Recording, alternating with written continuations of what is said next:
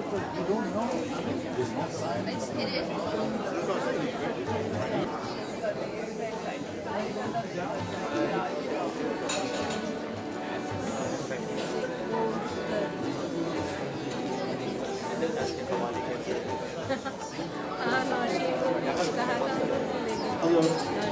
Hello, ladies and gentlemen. I'd like to make an announcement. The Maghrib prayer is going to happen at the hall over there, right beside Odor. First Namaz, then Odor.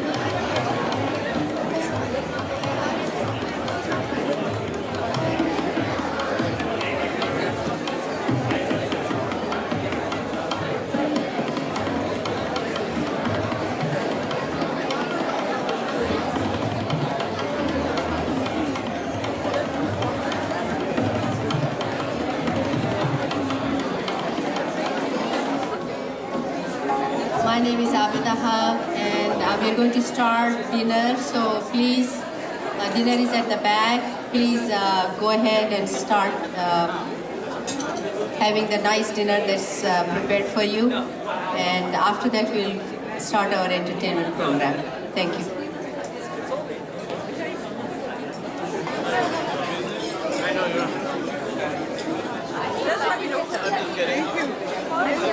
You look very nice.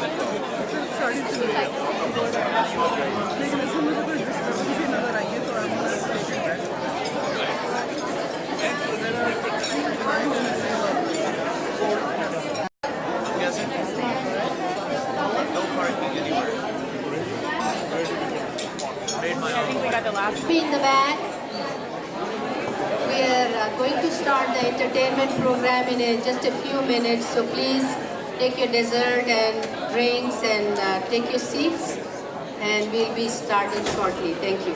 Please take your seats. We are about to start the program. Thank you.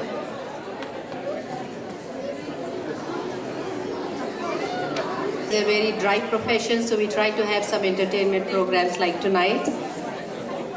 I'm one of the board members of Houston Women for Children. And on behalf of our organization and our board members, which are Shaheen Haq, Roshna Sayyed, Nadia Hamid, and Dr. Manik Hussain, it is my pleasure to welcome you to this exciting evening. Houston Women for Children is a non-profit organization established almost 15 years ago, and we raise funds through programs like this once a year to support education of underprivileged children. Many of you have patronized us in the past, and you are showing your support again today. We strive to present enjoyable shows in elegant settings and delicious food, which I hope you all enjoy.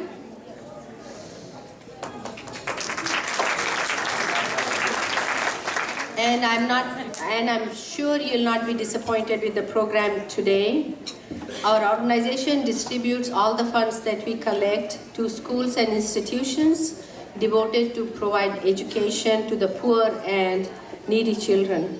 The funds raised in the past years have been distributed to several schools, including Maulvi Imam Bakhsh School, United Economic Forum Schools, Anjuman Moinut Tulba School, Dil Schools, and Pratham School.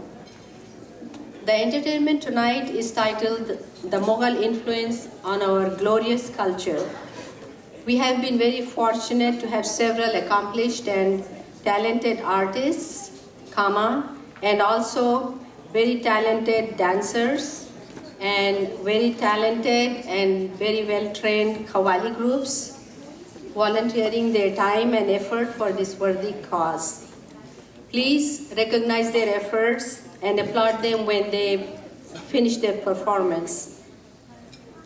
Especially the Qawwali group is being presented by young school children and some college students, and they have spent many hours practicing for their presentations in spite of their schoolwork and extracurricular activities. Our very special thanks to them. We'd also like to thank Ms. Uma Mantarwadi, Mr. Ehsan Qureshi, and Mr. Kausar Imtiaz. All of them are well-known artists, and I don't think they need any introduction.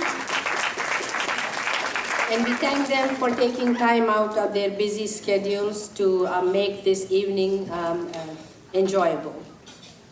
We'd also like to thank Mr. Ashraf Ahmed for printing our artful invitation cards and the program, which is on your tables. As always, we are very thankful to our accountant, Mr. Sharif Abdullah, who has taken care of our books for all these years. In this program, we present a brief historical background and the music, the dances, and the poetry that evolved during the Mughal period. We are honored and pleased to have a very distinguished narrator today, Dr. Shagufta Naqvi. She was a newsreader, an interviewer, and coordinator of Mushairas on Radio Pakistan for almost 8 years. She also read news in Urdu on the radio in Houston.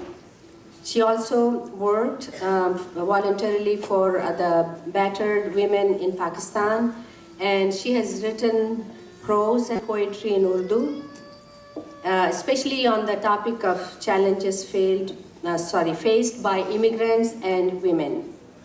So with this, I hand over the mic to Dr. Shagufta Naqvi. Thank you.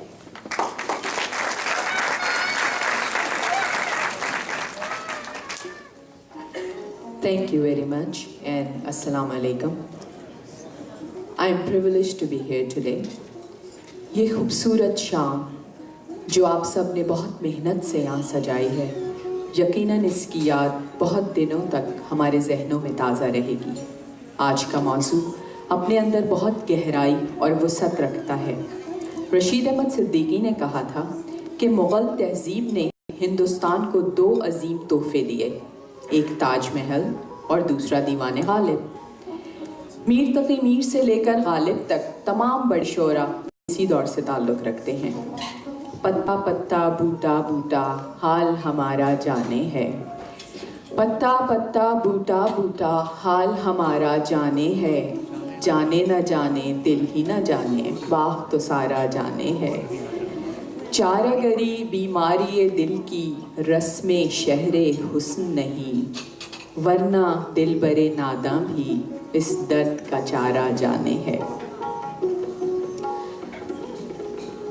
The call to rise from the walls as the emperor enters resounds in the royal court of centuries past. The splendor and decoration of the court, the royal throne decorated with gold, silver, and precious stones, the archways bedecked with rich silk curtains, and the soft music of waterfalls created an atmosphere fit for an emperor. The Mughals brought a wealth of aesthetic tradition and an air of elegance to the existing culture of the Indian subcontinent. If you have ever visited the Taj Mahal in Agra, the Red Fort in Delhi, or the Badshahi Mosque in Lahore, you have seen glimpses of the grandeur of the Mughals. Contemporary Indian culture abounds with Mughals' contribution to art, music, literature, jewelry, food and clothing. The Mughals did enter India as conquerors, but they made India their home and were remarkably quick in adapting to the new country and becoming part and parcel of the Indian society. The 7th century Europeans gave the Emperor of India the title of the Great Mughals. One traveler called them the greatest masters of precious stones. Stories were told of opulent palaces and cities, exotic flower gardens, elaborate ceremonies, and sumptuous food. The Mughal kings also distinguished themselves with the love of art, learning, and science. They were the most flamboyant of all the Indian rulers. They gave India its period of greatest splendor. During the Mughal period, the classical Indian dance, Kathak, was heavily influenced from dancers from Persia. What was traditionally a temple dance was now brought to the courts for entertainment. Dance competitions were held frequently. Dancers were imported from Persia and Uzbekistan, who spread their ideas to the local dancers and borrowed ideas from them. The demi-plie stance of classical Indian dance gave way to straight legs. It became flamboyant with elaborate rhythmic footwork. It added ankle bells, as many as 150 at times. It was also during this period that the signature spins, chakkars, were introduced, possibly influenced by the so-called swerving dervish. The straight leg position gave a new vitality to the footwork, which wove percussive rhythms in its own right, or with the complement of the tabla. This fusion of culture led to the development of Kathak in a singular manner away from other Indian dance forms. We present a very talented artist who will give you a glimpse of the beauty and grace exhibiting the chakkars and Ghungru. Fatma Musa will show you her dazzling performance on इन्हीं लोगों ने तक के अपने music set कर रहे हैं वो फिराक और वो विसाल कहाँ वो फिराक और वो विसाल कहाँ वो शबो रोज़ो माहो साल कहाँ थी वो एक शख्स के तसव्वुर से थी वो एक शख्स के तसव्वुर से अब वो रानाई ख्याल कहाँ फुर्सते कारोबारे शौक किसे फुर्सते कारोबारे शौक किसे ज़ौक़े नज़ारे जमाल कहाँ. And I also want to share something with you. This splendid narration that we are presenting today on Mughal era is written by Dr. Abida Haq and Dr. Maqbool Haq. Please, big hands for them.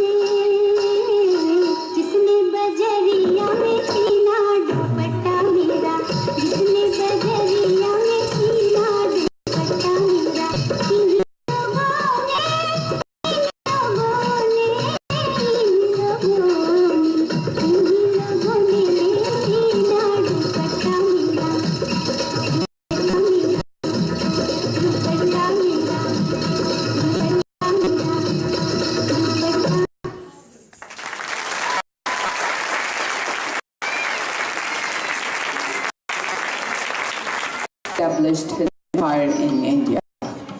He brought the Mughals' garden architecture to India. He personally designed his first garden in Punjab and later in Delhi. The garden was built around a natural spring. It was the Char Bagh model, a style continued even today.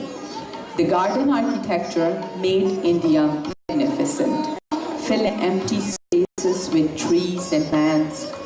In the Mughal gardens, slender streams flow through the middle. The landscape is filled with rainbow-tinted flowers, dispersing the scent and the fragrance of nearby lands and reflecting ponds. The concept is that of being in the midst of the Garden of Eden on earth. एक दिन बाग में जाकर चश्मे हैरत ज़दा आकर जामे सब्र कबाकर दायरे होश उड़ाकर शौक को राहनुमा कर मुर्गे नज़ारा उड़ाकर देखी रंगत जो चमन की खूबी नसरीन और समन की शक्ल मुंचों के दमन की ताज़गी लाला के तन की नाजुकी गुल के बदन की किश्त सब्ज़े की भरी थी नहर भी लहर भरी थी हर ख़याबां में तरी थी डाली हर गुल की हरी थी खुश नसीमें सहरी थी सर्वो शमशादो सनोबर सुनो सनो अर मेवे से रहे भर नफ्स बादे मुअम्बर दरो दीवार मत्तर कहीं कमरी थी मुतफ़्फ़ा कहीं अंगूर मुअल्ला नाले बुलबुल के मुतज़्ज़ा कहीं होगाई की बक बक इस कदर शाद हुआ दिल मिसल गुंजे के क्या खिल गम हुआ किश्ते बिस्मिल शादी खातिर से गई मिल खुर्रमी हो गई हासिल रूह वाली कुदरत दिखाई जान सी जान में आई बाग क्या था गोया अल्लाह ने इस बाग में जन्नत को उतारा